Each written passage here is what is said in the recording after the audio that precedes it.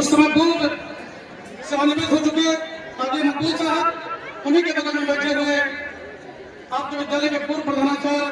नायतुल्लाह साहब, इस कार्यक्रम को संचालन कर रहे हमारे छोटे भाई सानू जी, हमारे बहुत ही प्रिय अध्यापक अभी दुनिया में नहीं रहे व्यक्ति से, उनको सुपुत्र हमारे छोटे भाई के जब लोग प्यार से भैया कहते थे, आज हम लोग सौभाग्य है विद्यालय पढ़ा करते थे और उनके बेटे को भी हम लोग इस विद्यालय में पढ़ाते हुए देख रहे हैं। तो आज के इस कार्यक्रम में आपके विद्यालय के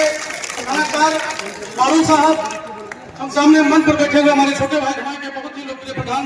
अरुण मिश्रा जी, उन्हीं के बगल बैठे हुए जमाना के प्रधान महमूद जी, एवं इस मंच पर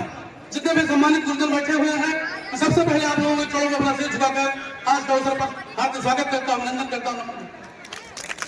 हमारे विकासखंड के तमाम गांवों से आए हुए बच्चे जिस प्रकार का कार्यक्रम आज किसान इंटर कॉलेज के प्रांगण में प्रस्तुत किया जा रहा है, आज मैं सुबह से ये 7वां विद्यालय है, 6 विद्यालय में पहले होकर के आया हूं, लेकिन मैं आप लोगों को बधाई देता हूं जिन लोगों ने भी इस कार्यक्रम को तैयारी करवाई है, उनको भी बधाई देना चाहता हूं कि उन बच्चों ने जिस प्रकार का आज प्रस्तुतिकरण दिया है, अब तक इस विद्यालय में देखने को नहीं।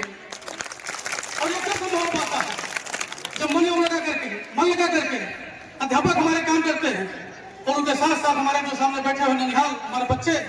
भी मन लगा करके जो भी हमारे गुरु जी के द्वारा बताया जा रहा है, गुरुजनों के द्वारा बताया जा रहा है, आप उसे अपने जीवन में आत्मसात करते हैं और उसको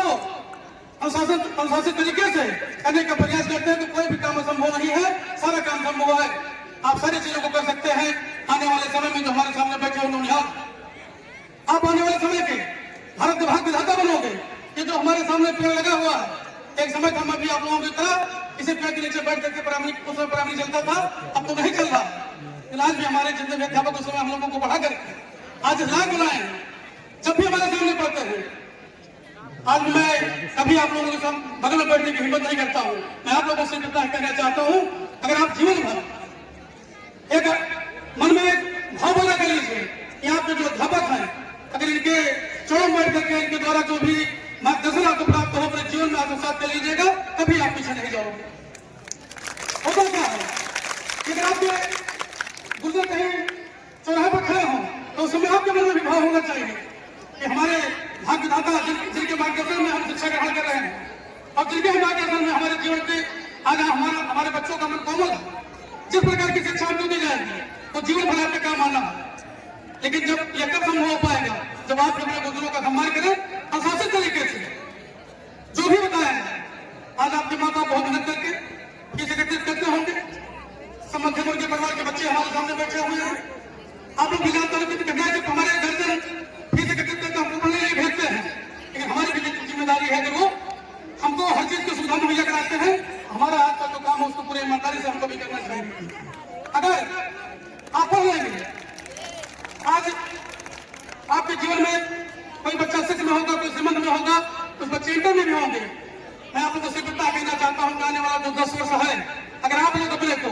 उसमें कपड़ा देंगे, जिस प्रकार से आप लोग माँ बाप चाहते हैं, आपके गुरुजन चाहते हैं, अगर आप अपने को उस प्रकार से बनाएंगे तो जीवन भर आप आराम करेंगे। कल कोई IAS बनेगा, कोई IPS बनेगा, और अगर इस 10 वर्ष को आपने खराब कर दिया तो जीवन भर जो हमारे संविधान निर्माता डॉक्टर भीमराव अम्बेडकर का सपना था कि समाज हमारा, आप लोगों ने सुना होगा कि अम्बेडकर जी कहा करते थे कि